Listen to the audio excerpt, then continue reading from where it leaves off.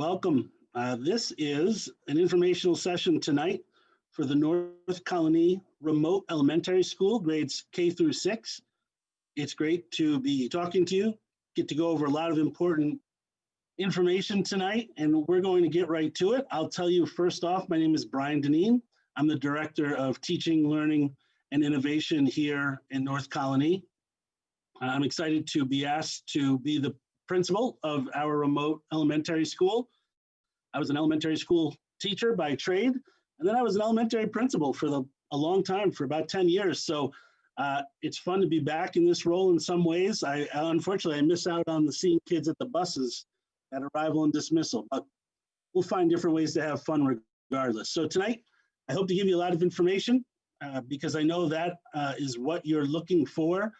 We sent out a link earlier today for questions, and we've received about 120 of them. So I know there's a lot of questions out there in the community. I think that we'll cover a great deal of information, and so we will jump in. I'm just going to share my screen and get going.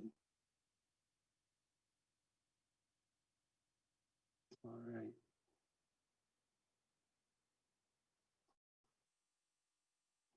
So before we get started, I wanted to cover a few things with you all. We haven't done this before. In our surrounding communities, they haven't either. Other than what happened in March and us putting together the springtime where we did best by one another, we're now creating a remote school. So it's exciting work, it's daunting. And I just want to bring that up because frankly, it's a partnership and we're going to move forward as a community of learners. We need your help. You'll need the teachers' help, and any role I can play, I'm happy to do it. But it's a big deal. And undoubtedly, I don't mind saying in the beginning, we'll trip up, we'll make some errors, and I hope that you're willing to work with us so that we make this the absolute best experience for your students at home. That's, in the end, what we care about most. This is a partnership between home and school.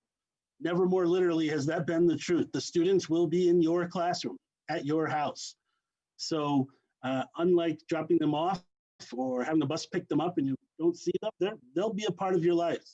And that means so will our teachers and our therapists and our specialists.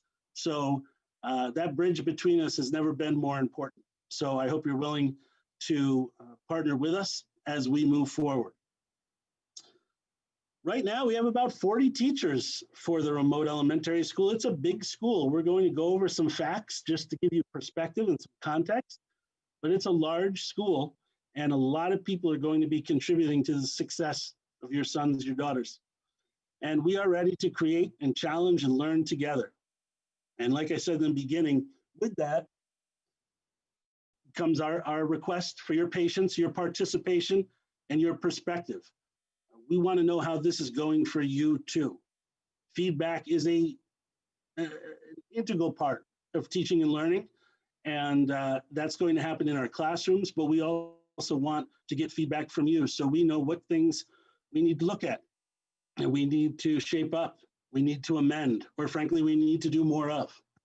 So you're an important partner in letting us know more and do better. So here's some fast facts. Tonight, there are just many things you want to know. So excuse me if I jump through things, but in reading your questions, I know a lot is on your mind. We have 32 sections, 32 classrooms, K-6, about 770 students. We're big. We could walk right through Bad Hills, no problem. They were our biggest school. We're a couple hundred kids bigger than them. This Friday, we will have a Meet Your New Teacher Zoom.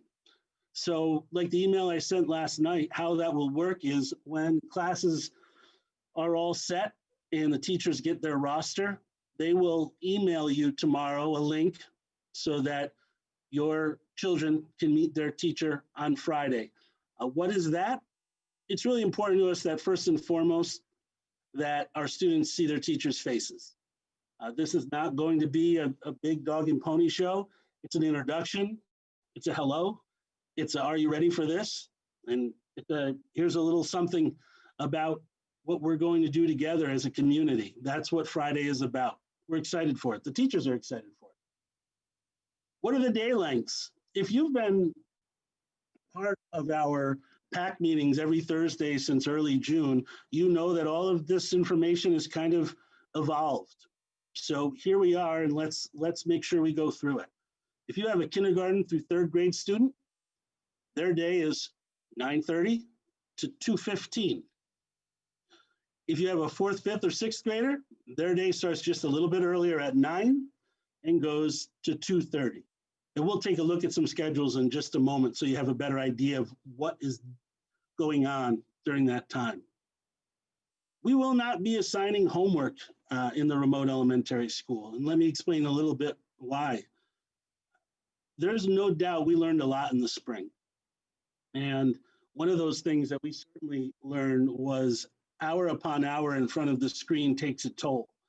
We're proud of a lot of the work that was done, but whether you're a 6-year-old trying to learn to read, or you're an adult trying to teach to read, after 5 hours, 6 hours online, working together, back and forth, planning, we're proud of that work. And frankly, what we would like for your students who live with you at home, after the day is done, we'd like them to get out, get fresh air, find a passion to follow, or just rest a little bit. All of those things matter. So we won't be assigning homework in the remote elementary school. The only exception I will tell you about, will always be a proponent of, is reading. Finding a good book, there is no replacement. There is nothing better. So again, whether you're that immersion reader in kindergarten and first grade, or whether you're on a long involved series in fifth or sixth grade, that is always healthy and that's always supported. We've had questions about the classes. Will I just be with Latham Ridge students? Will I just be with Forts Ferry students? Truth is, and I've been working, it feels like forever, on your class lists. Every class will have students from multiple elementary schools. For the most part, it's classes are made up of kids from 2 schools or 3. Just to give you that idea. That's kind of an exciting new wrinkle in remote education. We're going to have students being open to a community of new friends that they've never met before, potentially, maybe even seen before. You've asked questions about class size. What do they look like in our remote school? So I wanted to make sure you saw that up front. We start from kindergarten and we move over. Kindergarten is a cap of 23, first grade, second grade, 25, third grade, 28. And then for our intermediate grades, 4, 5, and 6, we have a cap of 30 students in the class. Maybe the most consistent email I've received or phone call, or even the questions on the link we shared today were about supplies. I did talk about it last week at the community forum at the PAC meeting, but I understand that there's nothing more important to many of your children than that supply list. My daughter and I just recently were sitting down and having to go through painstakingly every folder and every notebook. Supply lists that are at your home school will suffice. We are not creating a separate remote school class list. So for example, if you're a kindergarten student at Southgate and you go on the Southgate website and look up kindergarten supplies, those are the supplies you can purchase and we'll be all set. If you're a fourth grader at Bot Hills, same thing. You can go to the Bot Hills website, find the fourth grade list and purchase those items. I've talked to the teachers now about this and I want to be clear. We will do just fine with the supply lists that our schools have asked students for. Those supplies will be important to us in a remote setting. Paper and pencils and markers. We're going to be doing online work, but we're certainly going to be using paper and pencil as well. So I know it's an important kind of rite of passage every summer, getting those supplies. But what I will tell you is we will work with you. We will work with what you have bought, or if you haven't bought anything and you want to pick some items up, we will work with you. And frankly, and let me be clear, if this is a tough time and those supplies are not readily available to you and you feel like you need some help in that way, send me an email. We have supplies. I am happy to provide them and reach out. We have a lot of community friends and agencies that donate. We have a lot right here in our school. We're very fortunate. Supply list, I said that. And lastly, and you should all know this, this is without question, the remote elementary school in North Colony, we support the Boston Red Sox, even in tough times. And I want to say that early and often. All right, so those are some fast facts for all of you. So let's take a look at a day. This might give you an idea of what this will look like for your child or your children. Here is a K-3 schedule. One thing that we will do every day, we will meet in the morning with our homeroom, and we will meet at the end of the day. You see that as morning meeting and afternoon meeting. As for why, again, we learned many things since March, but taking time to prioritize social emotional young learners to us will remain a priority as we start the year. We're going to do a lot of reading. We're going to wrestle with numeracy. We're going to do science experiments. But first and foremost, we want to get to know your student. We know that there's a transition after being out for 5 or 6 months. We know that there's a transition not being in the hallway or the gym or the recess, that recess period that you come to love on your playground. And so it's important for us to start the day so that there's socialization. New students get to meet new students. Those who are shy get to take a little time and kind of find their footing. Those who have been waiting since March 15th to share, they'll have a forum too. And that's important to us. And the end of the meeting day, it serves the same purpose. However, it also allows teachers to check in with students after a day that is new to them, coming and going via the computer. So are you okay? Are you set? Do you need anything? What are you going to do today when all is done and you get to go outside and get some air? Those pieces are important. So I wanted to highlight those. So you can see in the K-3 schedule, we will be self-contained, which means if you're a K-3 student, you're with your homeroom teacher all day. We are not departmentalizing. So let's walk through. So perhaps the teacher chooses to start their day with literacy, and you can see about a 45-minute block there. So for our younger students, we'll work on phonemic awareness. We'll work on phonics instruction. We'll work on habits of good readers. We'll work on word families, etc. And we'll do that and break it up. The one thing that the teachers certainly know, and we've talked about in our meetings thus far, is because you have a 45-minute block, doesn't mean you need to talk for 45 minutes.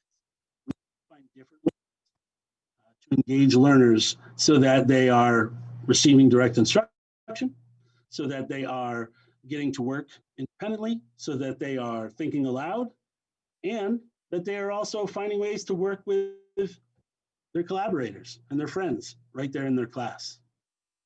I'm going to get back to the specials after I walk through the lesson, or I'm sorry, the day. Specials is another area where we have many, many questions. You'll see we have a special, and then we go, there's a math block, lunch and midday break. So all across our remote school, from K to 6, we're going to have a universal lunch and midday break. That's 11:45 to 12:30. That will allow students to get up and stretch, have their lunch, get themselves together, and refocus for the afternoon. That will be one common theme across our schedule, whether you have an 11-year-old or a 5-year-old. You'll see on this K-3 schedule, we have science and social studies, maybe a read aloud, some writing workshop. Where you see a support block there is time where maybe we are remediating, enriching, reteaching, because all elementary teachers will tell you, there have been lessons that I taught first, third, and fourth grade, and as soon as it was done, I knew how unsuccessful I was, and I had to go back at it again. That's okay, that happens. And then the day ends. So we're going to talk a little bit about, after I go over the intermediate schedule, what these pieces look like in action, because that certainly is a question that many of you have. But there's a K-3 schedule. Let's look at a departmentalized schedule. So You might ask, why does Brian have up there 4 and 6? Well, our 5th grade in the remote school will be self-contained this fall. So 4th and 6th will be 2 grades that we actually have departmentalized. In case that word doesn't kind of ring true with you, what that means is we're going to have one teacher teach literacy, ELA, one teacher teach math, one science, one social studies. Because of that, you'll see on this schedule, we have defined academic blocks, because this is where your student, let's say they have me, Mr. Deneen, for their homeroom teacher. Well, after morning meeting, it's academic block 1. And let's say our team says that's math. And maybe I stay with Mr. Deneen for math. That's okay, I'm already in his class. That's easy. We had a morning meeting, I'm still on the screen, we're still talking. But after math, let's say academic block 2 is ELA. Well, now I have a different ELA teacher. So I'm going to have to leave Mr. Deneen's class, which is just get out of the Zoom link that we're using. I'm going to have to go over to the other teacher, to the ELA teacher, hop on to their Zoom link and join that class. The schedule I have up here, this is actually a schedule that the 4th grade team shared with me yesterday that they're looking at, because they put class transition between block 1 and block 2, not because it takes 15 minutes to go from link to link. We don't waste that kind of time. But if in block 1, a teacher wants to go a little longer, or they want to grab a few kids and reteach a piece, or talk about something, have a discussion, they have a little buffer there in that 15 minutes where they can kind of work together and keep kids a little longer if need be. You'll see that after they had 2 academic blocks, we're going to a special, then they have their lunch. And then in the afternoon, you see the same thing, academic block 3 and academic block 4. So 5th grade would look like the previous schedule, where the teacher develops their day without students having to go to other teachers via their Zoom link. But in these 2 grades, and that's why I wanted to share them, 4 and 6 look a little different. It's very much like your students, if they've been in a departmentalized model, have experience in school where they pick up their books and they walk next door to their math teacher, and then they pick up their books and walk over for social studies or science. But here, we don't pick up our books and walk anywhere. We go from one teacher's classroom to the other virtually. And I'll show you a little bit about how they do that. I hope that gives you an idea of what the day looks like. And let me be clear, I should have said this from the beginning.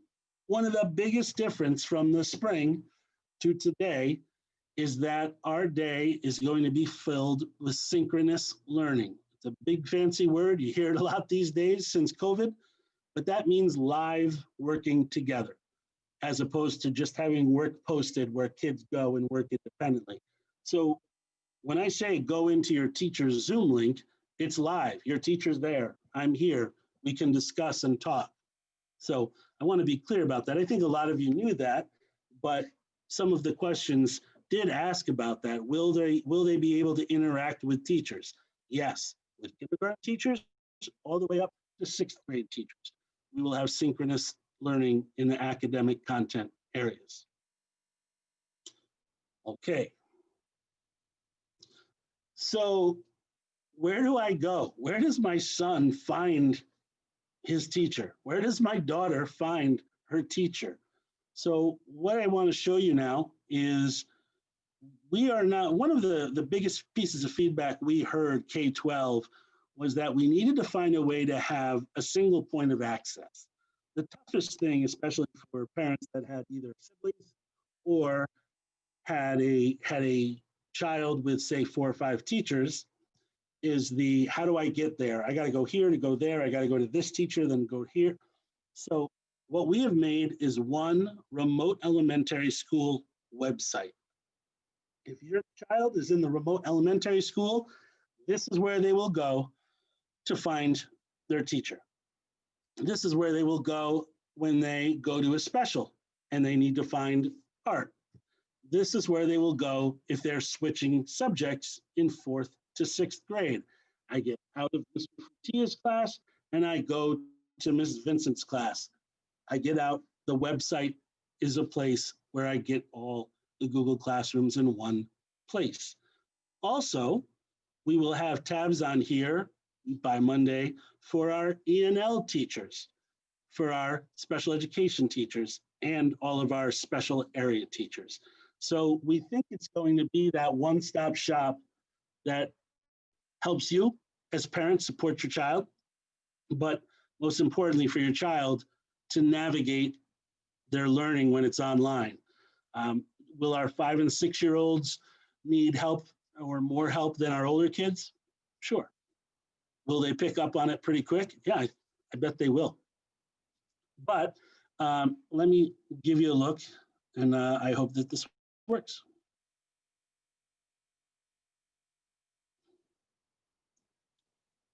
Let's see.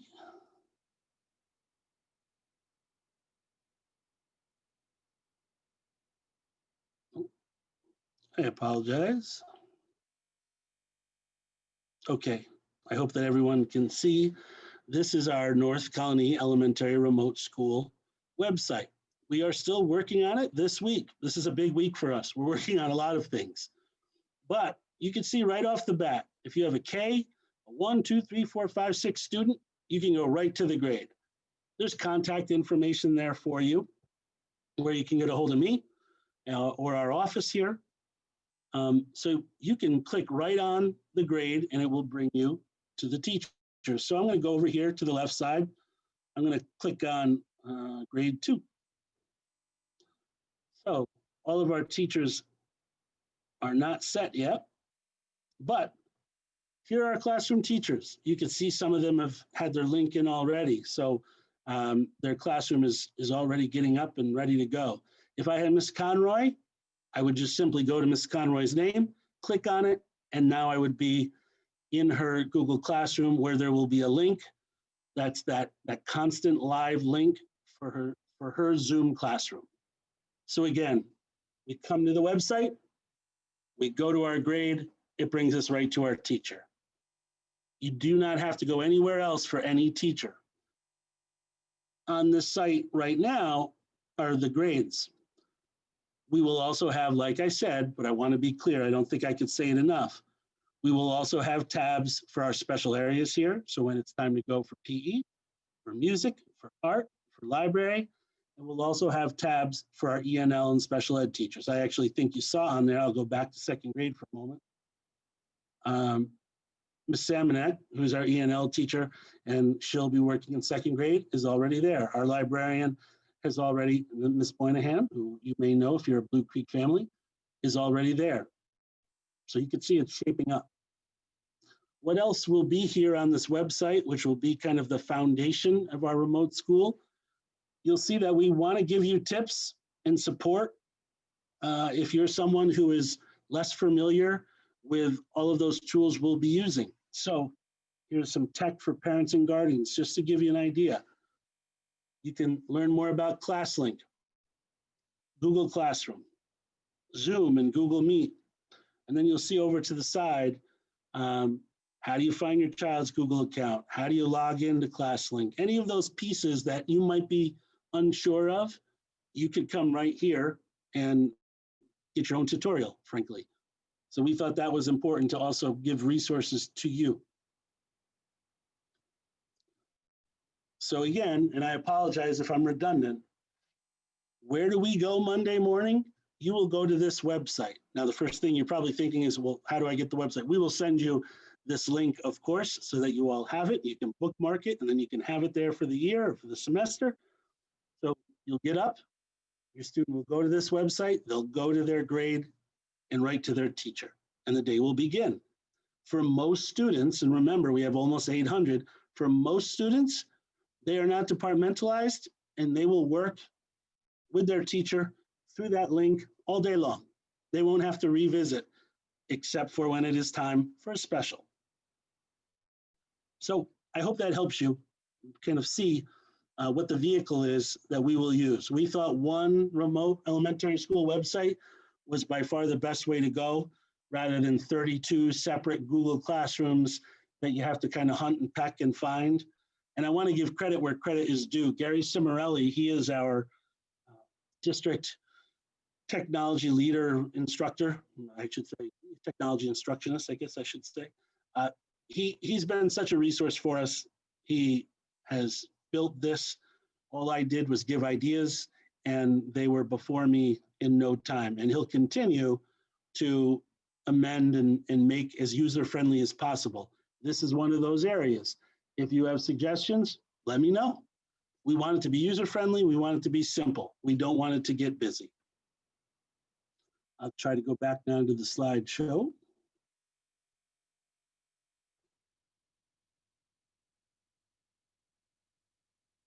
All right.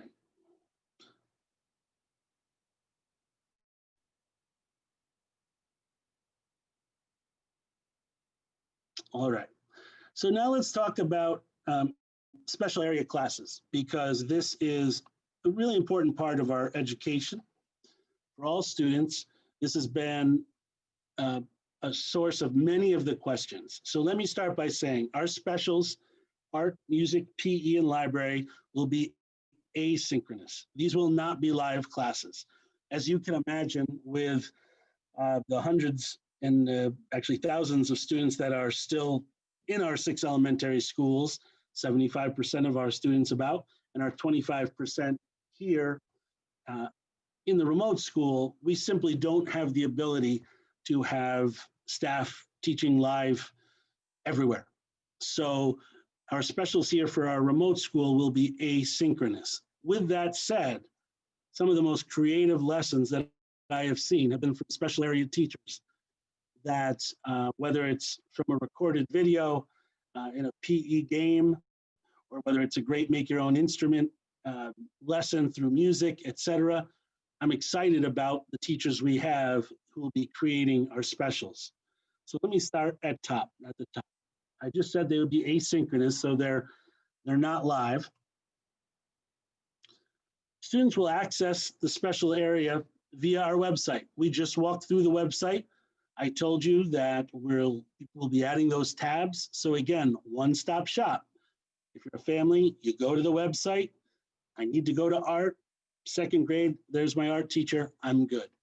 From that website, it'll bring you right in to the Google Classroom of the special area teacher. This is one of those things, and there's a slide coming up where it says, what can you do? The special area piece will be one of those pieces that you really do play a part in that your student will leave, let's say, their 3rd grade classroom. If it's time for music, they will go to music at the website, and they'll have their work posted, or their lesson, whatever they need to watch or play, enjoy, and it's 30 minutes long. And then at the end of 30 minutes, they may need that reminder to, okay, time to go back now to your class. And they'll go back to the website, right to their 3rd grade, to their teacher, back in. But the specials are unique in that way. It is the time that you leave your class, participate, invest in the work, enjoy it, because it's going to be creative and challenging and fun. And then you come back to your class. And let's go over how long those specials are. Physical education and music will be 30 minutes long. Art and library will be 45 minutes long. We'll work on a 6-day cycle, just like your home elementary building does. On Monday, it's day 1. And what we have is 1 special per day. We have physical education 2 out of the 6 days, music 2 out of the 6 days, art 1, and library 1. So as you can see, art and library are a little longer, but they're only 1 of the 6 days. A lot of people have asked about instruments. We've heard this conversation from K to 12, and I want to make sure that you know how instrument lessons are a part of our remote elementary school, because they are. And we love well-rounded and thoughtful musicians. They make for great students and better citizens. So we will have lessons at 4, 5, and 6. As the year starts, as you may know, we'll start with 5th grade and 6th grade. 4th grade we're not there yet. So what will happen this fall is that we will have a music teacher come to our remote classrooms in fourth grade and recruit, just like the fifth and sixth graders had a year or two ago. So they'll come in, they'll let them know of their options, see if they might be a musician wanting to pick up an instrument, and then fourth grade lessons will follow. How does that work in the schedule you showed us, Brian? So here's where instrumental lessons are very much similar to in-person school. The orchestra or band teacher will really create their own instrument schedule, just like he or she does in school. And when it is time for a lesson, your student would leave their remote classroom, go take their lesson, and then they would return. Just like in school, the lessons will rotate. Nobody wants you to have your lesson every math class. So the music department does a great job of doing their best to rotate so that you're all not missing the same time of day, the same subject. So I hope that answers those questions. Like everything, virtual lessons are unique, and it will continue to be that way. But for our young musicians who want to continue to grow, we have the lessons, and we're excited to be able to do that.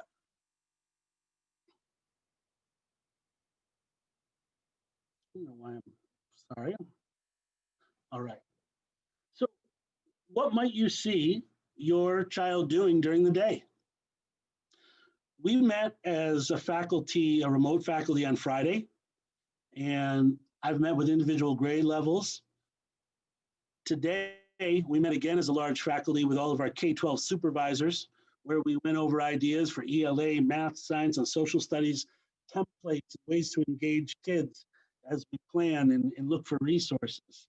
It's important to us. And again, no one in our faculty has a history or a resume of teaching remotely. So it's learn as we go. We got a lot of on-the-job training in the spring. So you'll see direct instruction. I mentioned earlier, because you have a 45-minute block, doesn't mean that we talk for 45 minutes. That's not how that works. That doesn't matter if you're in first or fifth grade. That's still the same. But we will have whole class direct instruction, where a teacher is maybe doing a 10-minute numeracy lesson with students. And they're using perhaps their technology, or frankly, maybe there's manipulatives. Let's say it's a numeracy a lesson where the students are using theirs as well, and we're working together. We're going to see narrated video. A lot of you probably saw that in the spring, where we used things where we had narration over the top of lessons. And I thought that was quite well done by some of our teachers as a way to have that lesson play out, be able to have the narration, also give the feedback, and then have discussion afterwards. We need to write. I saw in some of your questions today, you said, well, listen, is it just going to be computer-based? Are kids still going to work on that writing component? Sure they are. Yeah, we'll write. We'll be writing in journals, and we'll be writing online. We'll be using video. We'll be using text. What we don't want to do is just strive to duplicate exactly what happens in person in the school. We have all of this kind of unique circumstance of technology at our fingertips. So we want to try different things, and we want to use that technology to share thinking and frankly, to hear from students and all their different perspectives. Small group work. It's a huge part of all of elementary education. In person, as you can understand, that's going to be something that we have to move away from. Virtually, using small group breakout sessions, we can still do that. That's exciting.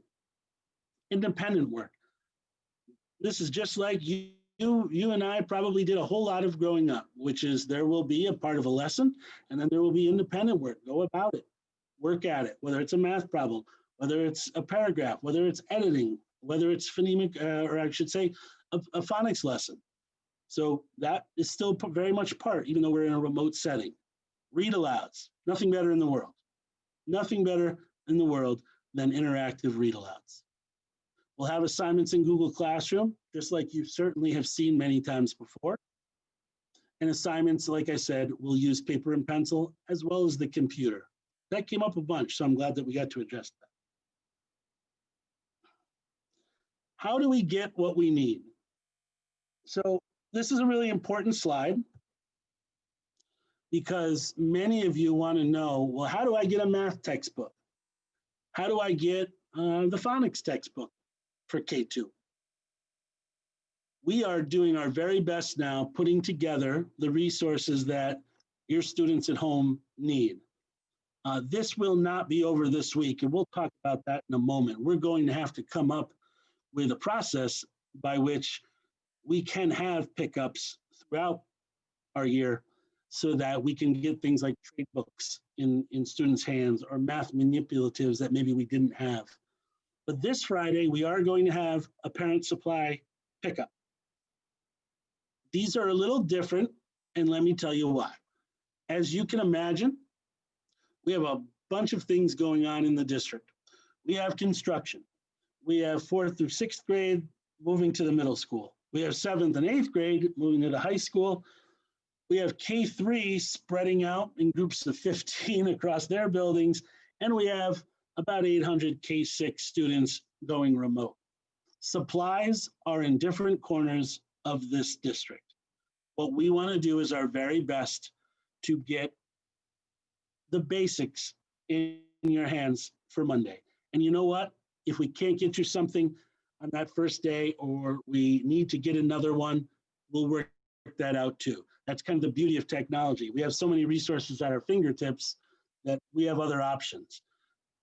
Some of our 4-6 math books, for example, were kept at the K3 buildings. Some of them already got shipped to the middle school. So I'll walk through this here, the schedule, but then we'll also send it out to you.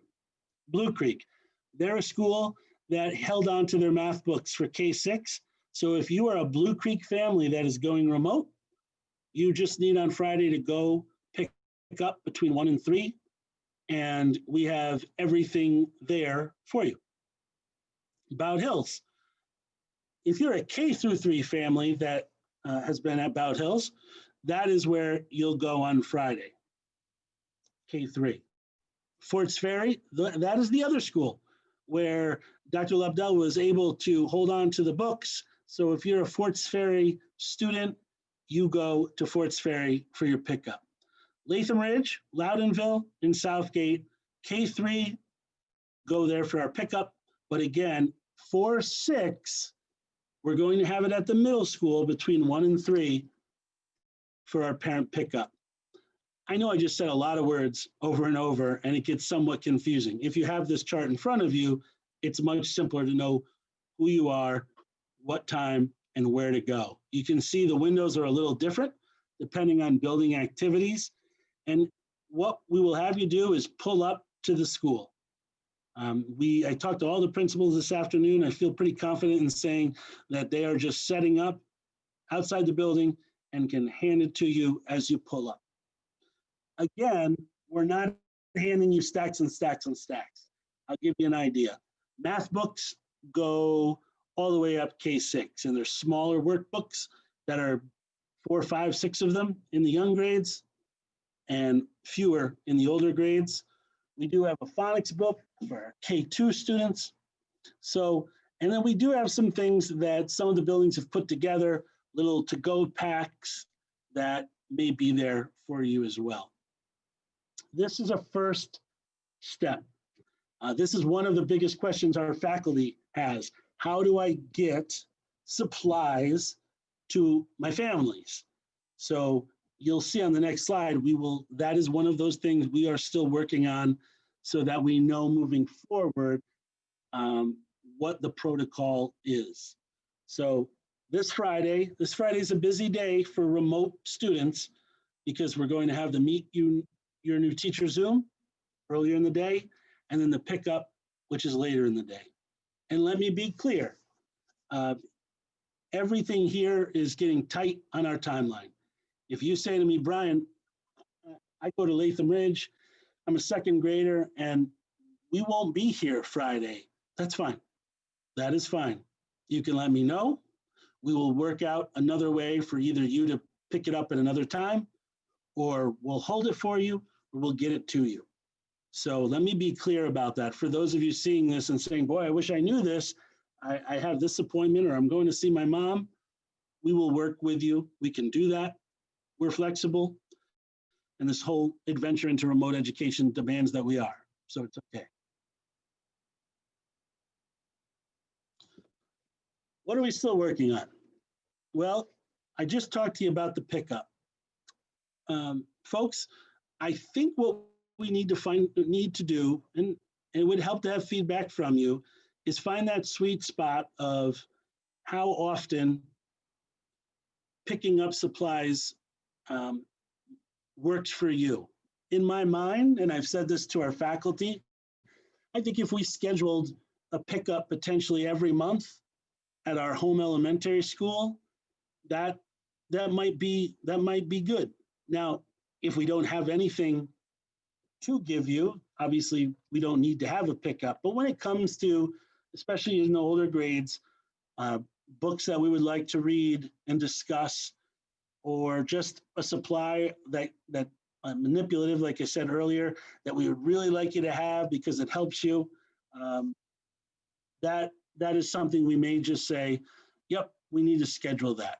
So working with the principals, working with our faculty, and getting feedback from you, we need to come up with an organized kind of calendar for how families can pick up supplies so that the home learning can continue without a bump in the road. And as always, if you say, well, that's great, but that's not easy for me to do, we will work with you.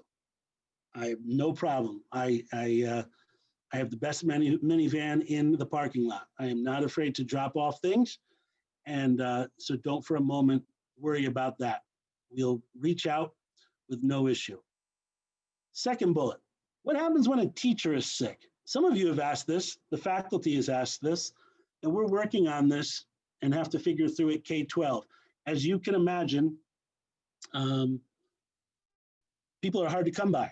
So we may be looking at a scenario where if there's a planned absence, and I know my second grade teacher has to be out, that second grade teacher could still record lessons, assign work, use the Google Classroom in a very productive way.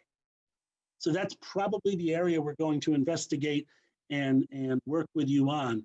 A little tougher becomes the fourth grade teacher that wakes up just awfully ill one morning. So we will continue to communicate with you on that.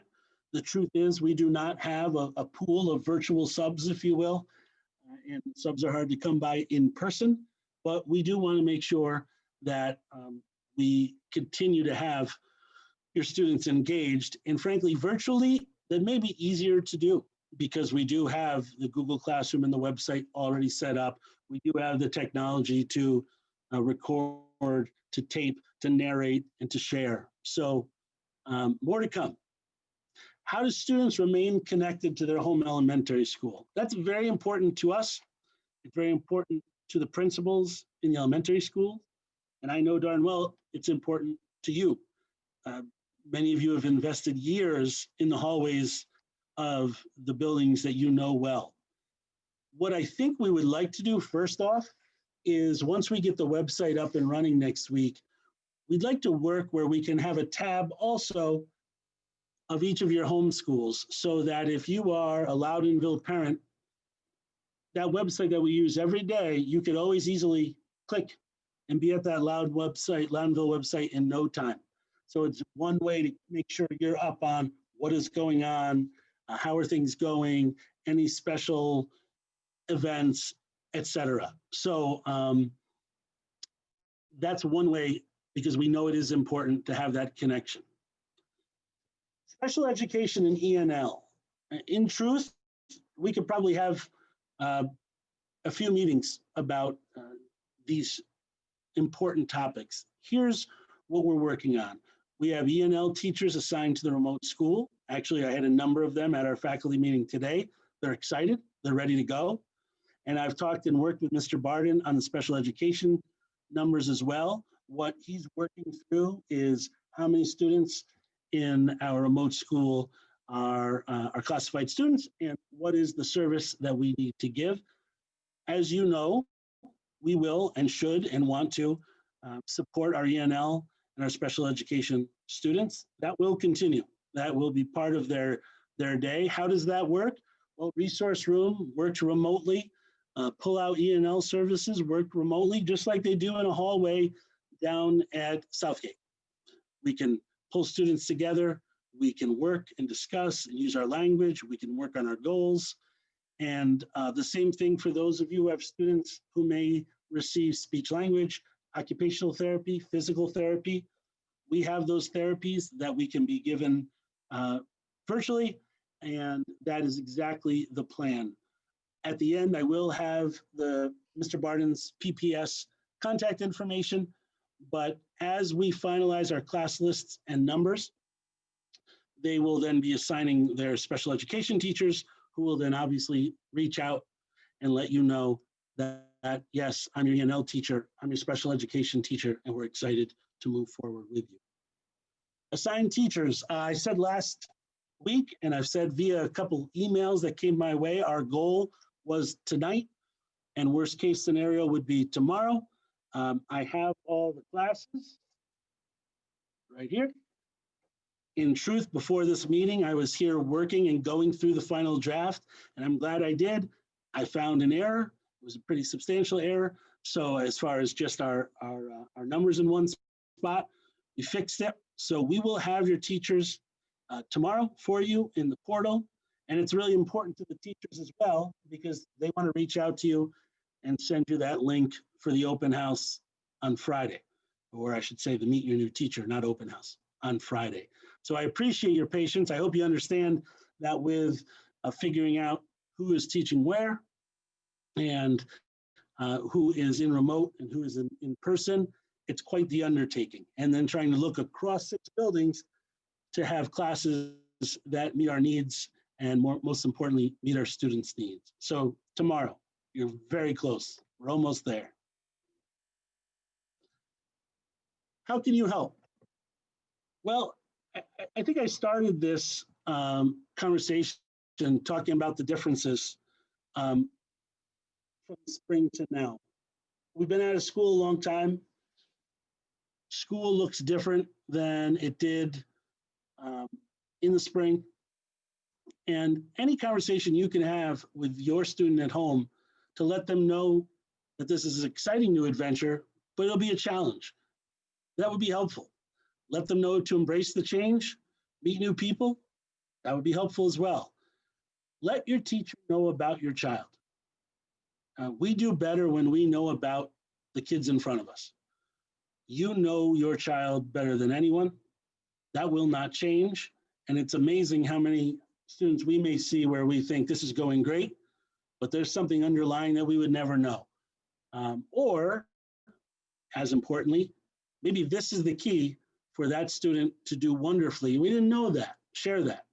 Your information means a lot, and it goes a long way. Help your child get up and going on their computer. We want to start on time. We have a long day. It's going to be jam-packed. And so your help there is important. And as importantly, when it's time for a special and they have to get out and get back in, I think that'll be a time, certainly in the first weeks and month, that your support to them in the home so that they're in the right place at the right time, we really appreciate it. And the more they do it, the more independent they become. And I think that's one of those kind of that balance that we need to find. How do I push for independence and support them in a venture that's new? Offer feedback. I talked about that earlier. What works well? What isn't working quite well? Please give that feedback. Give it to your teacher. Give it to me. Let us know how things are going. That will make our remote experience more successful for all involved. And as I said, this is new to all of us. So it's okay to not know something. It's okay to have to ask twice. And it's okay to say, I don't know. So please do. Contact information. Uh, you see my name and number right there, and my email. Kathy Holden, who is the office coordinator right here, right next to me, and she helps in so many ways. So by all means, you can reach out to her. Casey Barden, I mentioned special education, and we had a lot of questions related to special education, and he's right there with his number and his email as well. So we had a lot of questions that came in, and I jotted down a number of different ideas that I'm going to go through, and we may have even more because our communications office is always on top of things and is looking at the questions as they come in, and so that could yield even more. So hold on one moment, and I will get to these. So we talked about special education services, in particular OTPT speech resource room. So I won't belabor that. Please know that PPS is working on this as we speak. It is very important to us. And every day that goes by, we're in a better spot as far as our numbers and who will be working with whom. I had a few questions about if in February I come back to in-person, how will students integrate? And I thought about that actually quite a bit tonight. And I don't know that I have the perfect answer. What I know is we're all interested in that transition, whether it's in January, February, or whether it's in a year from now. We will have to see what kind of numbers remain in remote learning. And what I'll promise you is we will work with your building principal and teachers so that that transition back is a comfortable one and as seamless as possible. That is one of our promises for sure. What that will look like though, boy, February just seems like a world away. So all I could say is please know it's as important to us as it is to you. Socialization. I mentioned it earlier, but I just want to remind you that that socialization piece is very much foundational to the work we will do. Having that morning meeting and that afternoon meeting is a structure that builds in that time together so that we make sure kids can talk to kids and that we make sure that kids can laugh a little bit and ask questions and learn more about their teachers. It doesn't matter if you're a kindergarten or fifth grader or sixth grader, it's equally important. So, report cards, inter-report, those will continue. Those aren't different. We have report cards. We'll look at the same standardized grading. We'll have quizzes. We'll have assignments. So grading doesn't change. We will have tests. So there were a number of those type questions, and that doesn't change. It just takes a little bit of a different form because obviously there's not a teacher handing out a pencil and paper test. LEP. We will not have LEP, and in truth, our LEP teachers, like so many of our teachers, have different assignments this year. They'll be teaching in general education. What we will do is continue to look, and we've talked about this in some small grade level groups, is how do we challenge, offer open-ended work and try to, through collaboration as well as explicit instruction, make kids kind of wrestle, critically think, wrestle with ideas, and that's always a part of what we're striving to do here.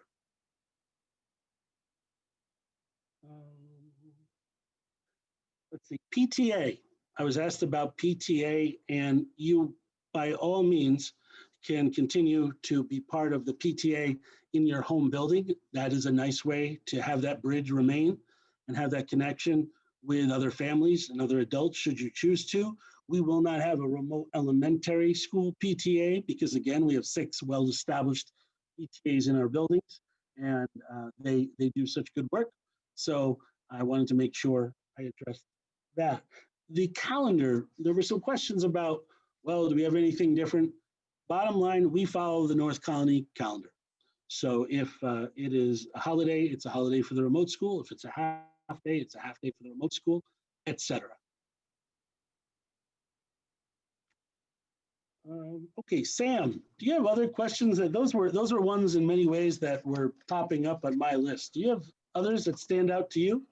Yes. So the first question is, how much parent interaction will be needed during the school day? Okay, that's a very fair question, and it's one that's pretty difficult to quantify. I think we went over the kind of day we have, so you might start to get an idea of where you will need to work with your individual child and may be different than someone else. I think parent interaction certainly to get students started in the morning, to see that they can get in and out of their specials, checking in with them obviously throughout the day, but our goal is for the teacher to work with your students. Might they need help? Sure. I think this is a pretty interesting learning curve for us all, as parents, as teachers, as administrators, and certainly as students.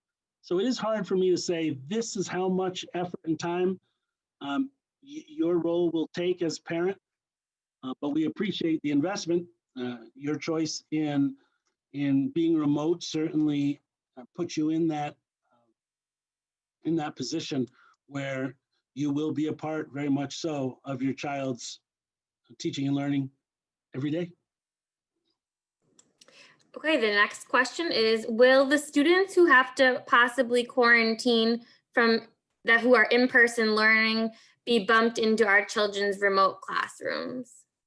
So this is a question, and I know Mr. Core and Ms. Skills will address more of this tomorrow night at their PAC meeting. And if you don't know what that is, we've had consistent Thursday night meetings. By all means, come and join. We talk about kind of opening up school, K-12, and all types of issues related to instruction, safety, etc. So originally, and what we have been talking about is, yes, if a student is told they need to stay home for 10 or 14 days due to symptoms possibly related to COVID, that we would perhaps pop them in to a remote class. The more that we have looked at that and the more we've tried to consider what that means, the more we have thought of it differently. In truth, number one, the numbers could be such that that just may not work because there would be too many students out with a symptom. But coming in and out of a classroom that already has a community and a routine and relationships, and those things that matter a great deal to us, as we've talked about during this presentation, not sure that that is actually the best way to go. As opposed to if I'm an in-person third grade teacher, let's say at Blue Creek, and one of my students is unfortunately having to stay home for 10 days due to symptoms, I can use my Google Classroom to post work, and so that student can still be engaged, working, learning, reading, thinking at home.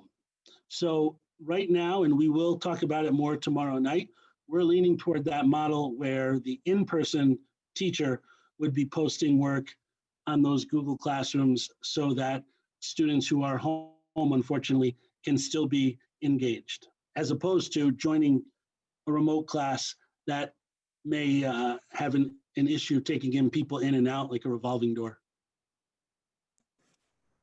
Okay, next we have, will there be live lessons daily and will the kids be able to interact with one another? Yeah, I think that's the bottom line. There are live lessons all day, daily, and we want kids to interact. We know that kids learn more when they offer feedback to one another. We know kids learn more when they critically think aloud. We know kids learn more when they share their questions, whether they're questions about not understanding or they're questions that are frankly related in a completely different sense. We know that works for children. So that is what we're going to attempt to do. There will be times when there's direct instruction like we talked and the teacher's the one talking, But no, we want to engage students and have them very much be part of those live daily lessons. How will parents be able to contact their teachers? So when your teacher reaches out to you, certainly they will share their contact information, just like in person. We have school email for all of our remote teachers. So that will be your easiest and best way to contact your teachers. And certainly should a teacher have a different means by saying, this is the easier way for me, they will share that. But just like in person, that email and phone call, those are always going to be important to us. Will remote learners need headphones with a microphone for interactive engagement? They will not need them. However, everyone's house is different. Everyone's setup is different. And so we certainly aren't going into this saying you need to have those. Maybe you have been on a number of meetings or gatherings and you might know what works best for you or your house. So no, it's not something that we're saying you must have. I don't know if families will choose to go that route or not, to tell you the truth.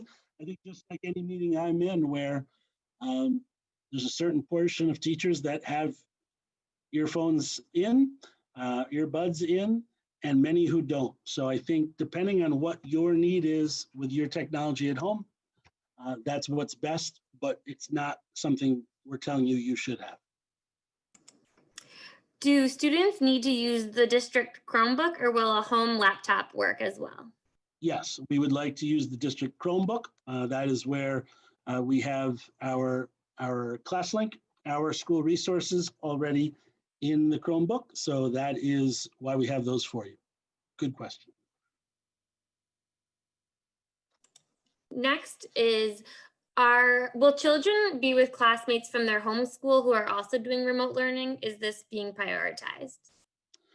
Well, like I said in the beginning, we will not have a classroom where one student from a building sits alone, but we will have students from multiple schools in a class. So there are Latham Ridge third graders, and some go to this remote class and some go to that, and that's consistent in all 6 buildings. The numbers, as you could understand, are very different from building to building and grade level to grade level. So we just don't have the numbers for the students to make a Bowed Hills class or a Blue Creek class. So, yep, students are together, which I think is a great opportunity. They'll be together in a few years anyhow. So hopefully this is the beginning of a fantastic relationship. Will our students have access to physical library services such as checking out and picking up books? So I happen to supervise the K-12 library department, and we just met yesterday to start the school year off. We are not having books be checked in or out. That is something that we want to do, but in our opinion, it's something that we need to make sure we have only the best safety protocols for books potentially coming in and out of the library. So right now, both in person and remote, we won't be checking books in and out in our elementary schools. However, like I said, that is a goal of ours. There's too many darn good books sitting on shelves. We don't want them collecting dust. We want them in the hands of your kids. So the librarians, that is certainly a goal, and working together, we're going to look around and see how some of our public libraries are doing it right now quite successfully. But first and foremost, what's our guidance from our Department of Health, our County Department of Health, and making sure we're doing it the right way. That's the direction we'll go. Will my child have access to a teacher to help with questions during the school day? They will. They will have access to their teacher throughout the day. So they're absolutely. Is the day going to be one long Zoom class, or will the children need to log into multiple Zoom meetings? Well, I hope I covered that pretty well, but what I'll say is for our youngest learners, for example, our K-3 learners who are with a teacher, a homeroom teacher for the day, even though they have that one teacher for the day, we break up the day. It's important. It matters. We have the break for lunch and midday. We have the special during the day. So will they be with a teacher for the majority of their school day? Yes, but there will be opportunities for them to step away, to do something different, to attend a special, to have a break. So we believe that overall, that's going to play out well for your students, just like it does in person when we take breaks for recess or for PE or for lunch. For the Zoom orientation with teachers on Friday, is this only for the homeroom teacher, or will students be able to interact with all of their teachers? That's a great question. Actually, I've talked to both 4th and 6th grade because, again, those are the 2 grades where your children may have multiple teachers. They are trying to figure out how they might go about it. Yesterday, 4th grade was leaning to looking at doing one Zoom call so you can see all of the teachers. 6th grade, I just met with this morning, and I was sharing my talk that I had with 4th grade. So stay tuned on that. I'm not sure. What I will tell you is if for those 2 grades, you only meet with your homeroom teacher, then we certainly will find ways in the beginning of next week to introduce, to say hello. Our goal is not to start Monday running 60 miles per hour. Our goal is to transition, have a warm tone with our students, many new faces, and make sure the students are comfortable with the faces in front of them. Will the topics that are taught to the students remotely be the same as the topics that are taught to students who are in person? Important question. The answer is yes. Same content. We worked on it today. We looked at prioritized standards, and that is exactly what we are doing. We have different hurdles to get over here remotely. We don't get to see each other face to face. We have to work with, at times, wonky technology. We have to find our way through that. And in person, they have to figure out how to stay 6 feet separate, how to move about the building in the safest way. So, and how to teach in a different way than they have previously. There's no grabbing 4 kids over to the carpet to look at short vowel sounds. So both have their challenges, but the content and the standards are the same. Are the remote teachers North Colony teachers, or are they teachers from other school districts? We have 32 sections and 32 North Colony teachers. How do we notify if a student is going to have to take some time off or will not be available due to an appointment or going out of town? So the way we have it set up right now is the homeroom teacher will take attendance every day in our school management system. So if you have Ms. Conroy, who we saw earlier on the website, you would let her know that your son, your daughter will not be in today, and she would mark them absent. Why are students in K-3 virtual getting less instruction than in-person students?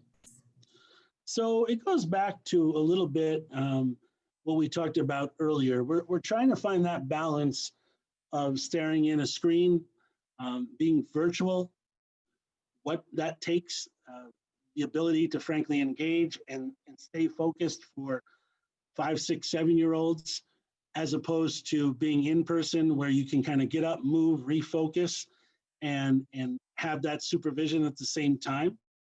So whereas the 4th through 6th grades are about 5.5 hours, just like the in-person, we do have a slightly shorter day for the K-3. And we think in the end, it will pay off and have greater focus for the time that we do have them, as opposed to trying to kind of put someone down at such a young age in front of the screen for a prolonged time. We worried about that. Will teachers be available for extra help? The teachers who work with your students will continue to be finding structures in their day. And I showed some of them, I think, on the schedule, where they do have small pockets of time where they're going to look to how do I support kids? How do I potentially remediate? How do I reteach? So yes, and that could be a group of 12, it could be a group of 2. That is the way we're going to approach it, and we're going to find the best tools we have with the technology to do so. Will we need Google account info to log into the remote sessions? When you see your teachers on Friday and when you hear from them, they'll give you your class code, class code for the Google Classroom, and you'll be all set when you go to the website Monday. Will virtual learners still have access to the school social worker and counselors? Yeah, that's important to us. We do not have a brick and mortar building, so we don't have an office with a counselor down the way. However, North Colony believes in social emotional learning. We believe in supporting students who are struggling. And so if we have a student who is struggling, we would like to know, and we will certainly, with the classroom teacher and all other teachers who work with the student, look to support. But we have counselors, we have psychologists, and we also have those tools that we can reach out remotely and talk with children. So really good question. I should have brought that up. I hadn't thought of it to add to the list. And the answer is yes, we will use our resources across this district. Why does fifth grade only have one teacher teaching multiple subjects? So we have 5 sections in fifth grade. And so what we decided to do was departmentalize with the 4 teachers and have one standalone. So one teacher that we do have will be a self-contained section, and the others will be in that departmentalized model. That was just based on our numbers and who we had. And so I'm excited for that 6th grade group. I might have said 5th. I apologize if I did. It's 6th that has the 4 and 1. Will there be an informational meeting for remote learning students in grade 7th and 8th? You know what I know? We actually were talking and trying to work with Mr. Zadorian at what will now be the 7-8 school at the high school. And he has shared a great deal of information. And tomorrow at the PAC meeting with Mr. Court and Ms. Skeels, I can tell you that we will be touching on remote school for 7 and 8. And so I hope you have a chance to tune in. It begins at 7, just like this meeting did. Will snow days and delays be the same for remote learners as in-person learners? Yes, same schedule, same action, absolutely.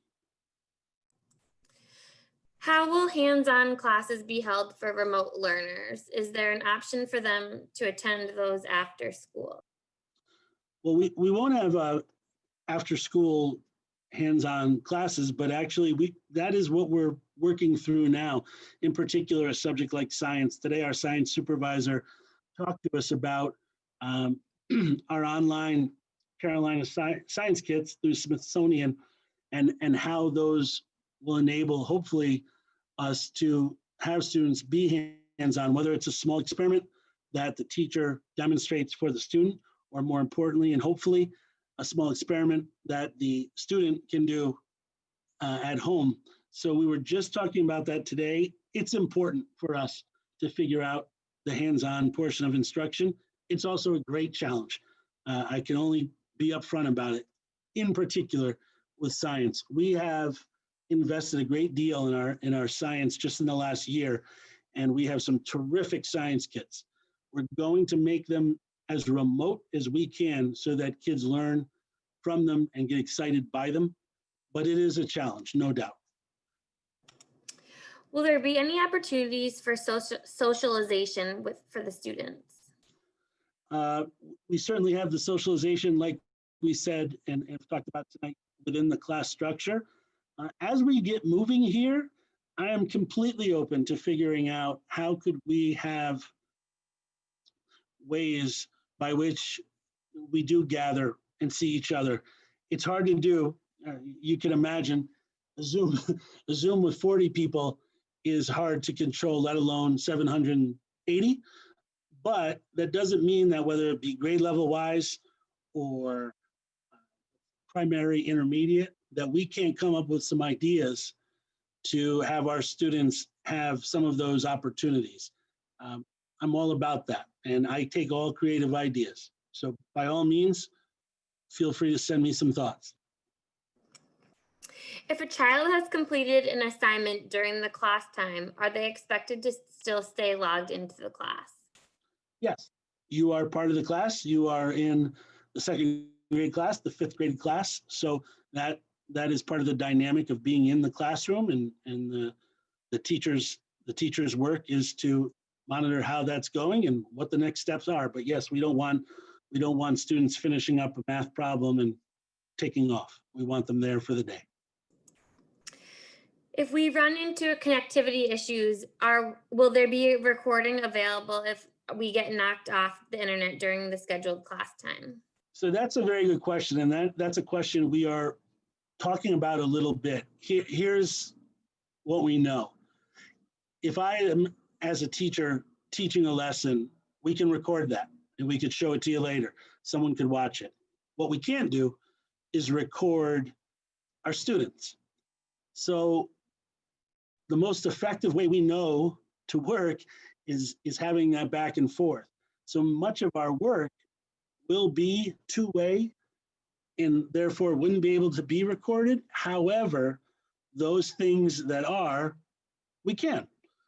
So whether if it's a narrated video of a math problem, if it is a science experiment that the teacher is showing, those types of things we can record. If there's a dialogue and a sharing between students and teachers, we can't. So we'll work through that. Will there still be parent-teacher conferences? Yes.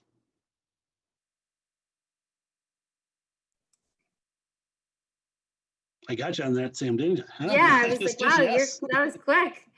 How will teachers communicate grades? The same way. We'll have interim reports. We'll have report cards, and we'll have parent communication, just like the in-person teacher. So somebody, if there's something that needs to be shared with you, then we'll be doing that. So yeah, grades will be shared the same way, certainly, that you know. Is there any concerns with Zoom being hacked or other content being streamed through Zoom if this were to happen? I don't claim to be a technology whiz. What I will tell you is that public schools are now under Ed Law 2D, which we have to be compliant. So any tool or vehicle we use must be one that fits all the criteria that the state has laid out. So we don't use a public Zoom, for example. We pay to have a certain level of protection, and so that we know also at the same time nothing is being shared or what have you. So that is our relationship with Zoom. That's something that we took care of in the spring, as well as Google and the Google Suite. Can you clarify for families what LEP is and why it is not happening for remote learners? Sure. LEP is learning enrichment, and it's been a program that supports students and enriches them. And it is not happening, as I said earlier, because we are using every person in the school district to be able to split our classes in half to 15, to be able to offer a program both remotely and in person. And in that all hands on deck approach, our LEP teachers are being utilized as classroom teachers. With that said, we'll continue to look for ways to enrich our students, whether it's in person or here remotely. We have a few ideas. It's important to us. We're going to explore them, but that is what the program is, and that is why it is not taking place this year. Would it be possible to create a virtual family directory since the PTA directories will not be as useful this year? I don't know. Happy to write that down. I admit that I know very little about parent directories. In the district I was in when I was principal, we didn't have one. So I know that they exist here. I'm happy to to ask around with our principal group, and I can get back to you. Will virtual learning be suspended on snow days? As of this moment, yes, I believe the answer would be if the school closed, then virtual learning would close. Okay. All right. I think we're good.